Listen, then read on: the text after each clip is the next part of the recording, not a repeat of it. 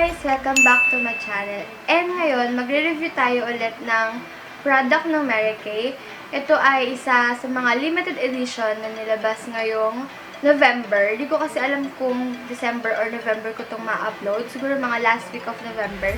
So, ngayong November siya nilabas. Isa sa mga limited edition. Kasi ngayong November, sobrang daming nilabas na limited edition. Mga eyeshadow, lipstick. Ayun. So, itong product na to, actually, dalawa siyang i-review natin. Itong product na to ay first time kong matatry na klaseng makeup kasi hindi ako masyadong pro pa sa pag-makeup.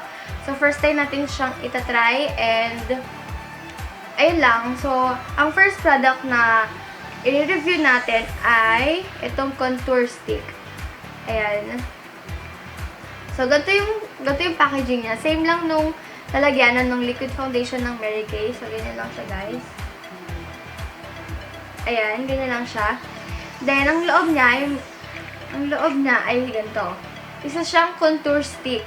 So, first time kong makakatry ng contour stick. Nakatry na kasi akong gumamit ng contour, pero in powder. So, first time kong mag-try na naka-stick siya. So, yan. Ganyan lang siya, guys. Ganyan siya. Ayan. Sobrang simple lang nung lalagyanan niya. And kapag tingnan natin kung gaano siya kahaba, kung gaano siya kadami yung product niya. So, i-scroll mo lang, iikot mo lang yun nasa baba. So, ganyan siya kadami. So, feeling ko, sulit na yung price niya sa amount ng product. And, titignan naman natin if pigmented siya sa face mo, ganyan-ganyan. So, nag-search ako sa Google kung saang part ba ng face nilalagay yung contour. So, bago natin siya i-apply sa face, ipapakita ko sa inyo yung isa pang product na i-review natin. So, ito namang isang product na to ay highlighting stick. So, first time ko din makapag-try ng highlighter na naka-stick. Kasi puro powder lang o kaya yung drop na highlighter. So, ayan. So, ganyan siya. Same packaging, same itsura ng contour stick. Ayan. So, ang shade pala ng contour ay Get Sculpted One. So, ang shade naman ng highlighter is Rose Gold Glow. So, isang shade lang sila. And sobrang limited lang niya talaga. Kaya buti na lang nakahabol pa ako na magkaroon ng stock. Kasi sobrang pag limited edition ng Mary Kay, minsan one day lang sold out na ganun. Katulad nung Ultra Stay nila before. So, sold out na yun agad. Pero kung gusto niyo mapanood yung Ultra Stay na review ko, lalagay ko na lang yung link sa description box. So, ayan. So, tingnan na rin natin kung gaano siya kadami. So, iikot nyo lang yung nasa baba para lumabas yung mismong product. Ayan. So, ayan. Ganyan siya, guys. Actually, masyado, excited ako dito sa highlighter na to. Kasi, ewan ko, madalas kasi pag may, mas madalas akong mag-highlight kaysa mag-contour.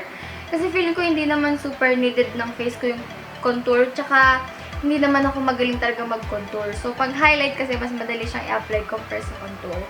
So, ayan. Kukuha lang ako ng mirror. Then, try natin siya sa face natin. Ayan, guys. Kailangan ko. Mukha ko walang suot. So, ayan. Medyo nilapit ko lang yung camera para mas kita nyo yung face. So, ayan.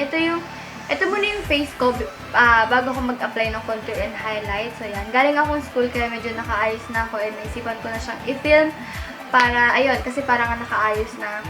So, ayan siya, guys. Ayan yung mukha ko. Ang nakalagay lang sa face ko is liquid foundation, concealer, powder, eyebrow, and lipstick. So, yun ang lagi kong ina-apply tuwing pumapasok ako ng school. So, ang una natin gagamitin ay itong contour stick.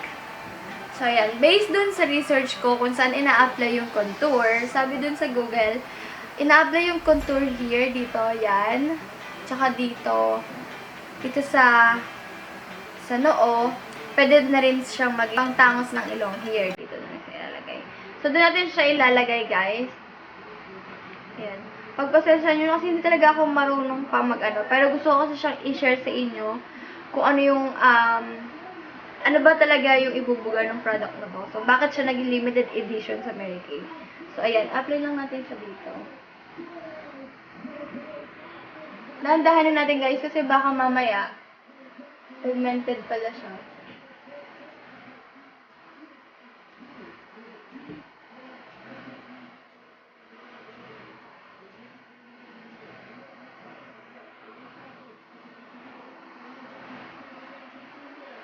Yun. Ang unang-una ko napansin sa kanya, guys, pag in-apply mo, sobrang smooth niya. Hindi mo kailangang i-in siya sa face mo para lumabas yung product or para ma-absorb ng face mo yung product.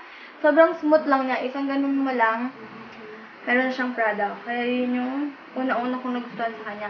So, gagamitin natin tong cheek blush. Actually, for blush lang siya. Pero, angled naman yung brush niya. So, pwede na siyang pang brush sa contour. Yun kasi mga napapanood ko sa mga beauty guru. Ayan, so, blend lang natin siya. Ayan.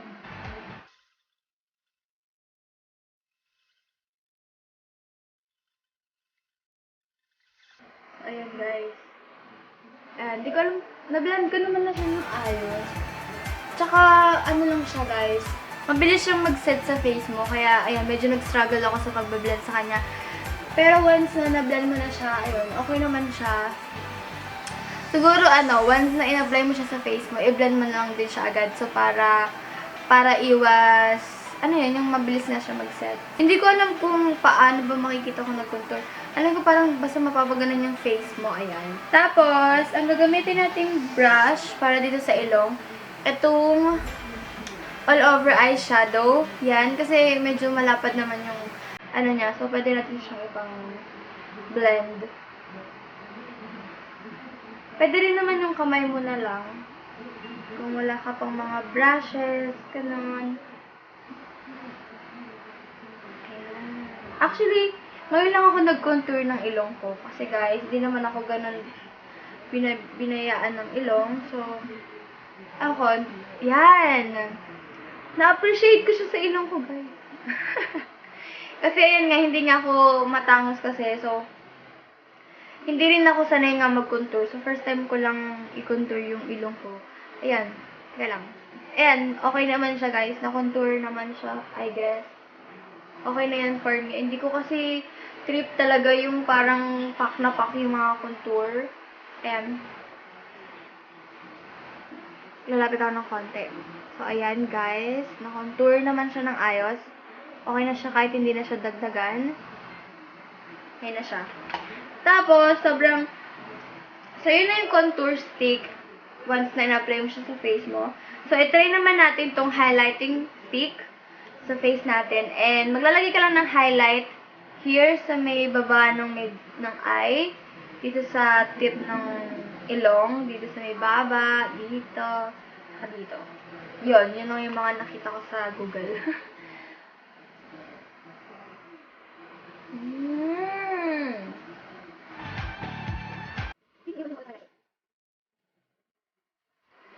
Okay, same lang sila ng contour na ang smooth nilang i-apply. So, gagamitin ko na lang yung hands ko pang blend dun sa highlighter.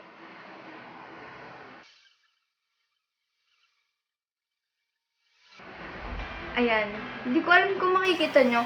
Kasi yung una ko napansin, yung isang swipe ko pa lang sa highlighter stick, una ko napansin, parang feeling ko hindi siya applicable sa skin tone ko. Parang yung shade niya, hindi applicable sa skin ko. Siguro okay siya sa mga mapuputi, na mas maputi pa sa akin. So, ayun. Kasi parang, yes, nakikita ko yung glow, yung highlight, ganyan. Pero, feeling ko, hindi enough yung highlighter sa face ko. Yun yung guys. Medyo madami na ako nilagay para sa akin, madami na siya. Pero tingnan nyo, hindi siya masyadong, ewan ko nakikita nyo ba, parang konti lang or hindi siya okay sa skin tone ko. Ganun yung feeling ko. So, parang mas nagda-dark. Kasi nung isang ganun ko sa kanya, darker siya compare sa skin ko. So, ayun. Ewan ko. Pero, overall, maganda naman siya, guys. Kasi nabibigay niya yung highlight na hinahanap natin sa isang highlighter. Pero kung i-ano siya sa shade ko, parang hindi siya applicable sa skin tone ko.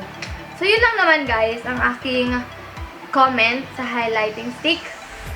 Check natin ulit. Double check. So, yun, guys. Lalapit ako para makita nyo yung nilagay ko. Ayan.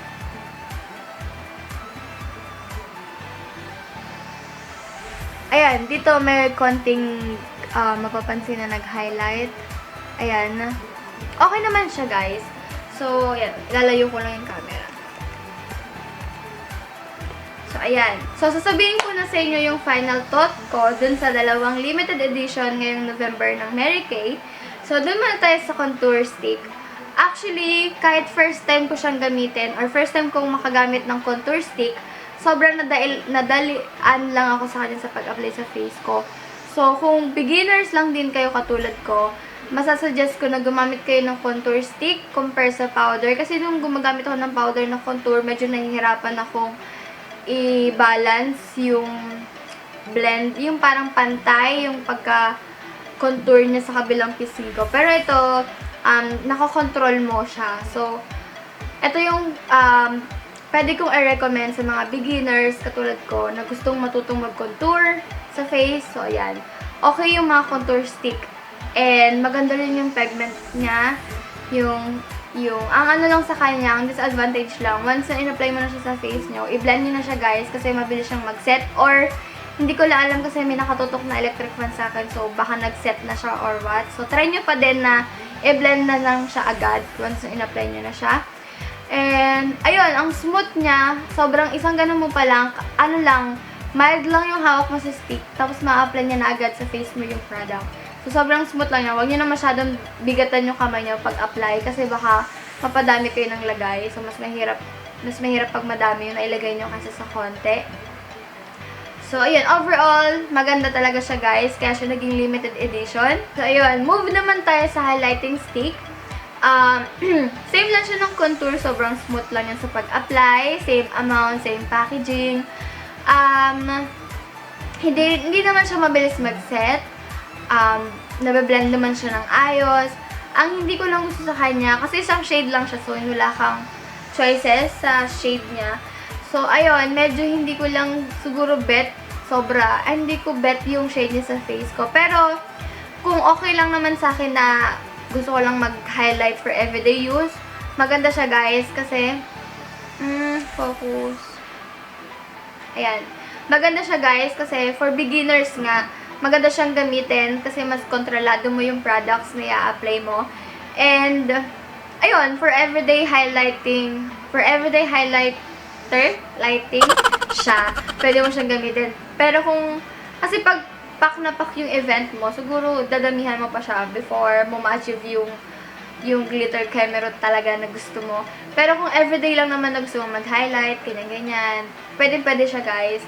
So, feeling ko pwede mo siyang gamitin, pwede mo sila both gamitin kapag papasok ka lang ng school, kung mahilig ka talagang mag-contour, kahit papasok lang ng school, mahilig ka mag-highlight, kahit punta ka lang ng mall, papasok ka, ganyan. So, pwede silang i-add sa everyday makeup routine natin. So, ayun guys, ilalagay ko na lang yung ibang details nila sa description box. And if interested kayo malaman if saan ako nakakapag-avail ng Mary Kay products, i-message nyo lang ako din sa social accounts ko. Ilalagay ko na lang sila sa baba.